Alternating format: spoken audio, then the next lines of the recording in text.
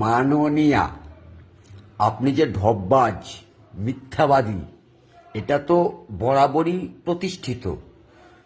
হালে আপনি আবার নাকি ওই অক্সফোর্ড কোন সমস্ত বিশ্ববিদ্যালয় আপনি যাচ্ছেন বলে একটা বিজ্ঞাপন বা প্রচার দেখলাম সংবাদ মাধ্যমে।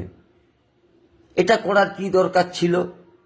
সত্যি কথা, খুবই মর্মাহত হয়েছি আমরা চেয়েছিলাম বাঙালি হিসাবে আপনি আমার রাজ্যের মুখ্যমন্ত্রী, আপনি অক্সফোর্ড ইউনিভার্সিটিতে যাবেন, সেখানে বক্তব্য রাখবেন।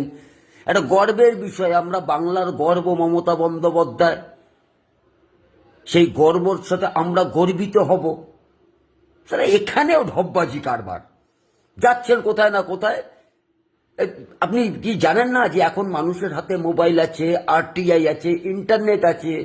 এখন তো আর ওই ডক্টরেট ইস্ট জর্জিয়ার ইউনিভার্সিটি থেকে ডক্টরেট বলে দেয়ালে লিখে দিলেই মানুষ মেনে নেয় না। এসবগুলো কবে বুঝবেন বলুন তো?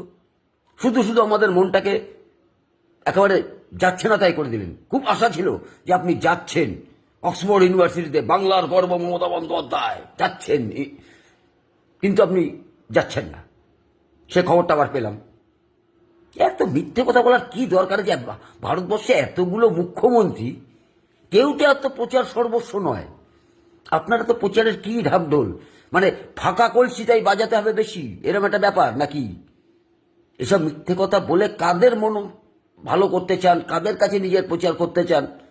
এখন মানুষের হাতে হাতে মোবাইল, ইন্টারনেট,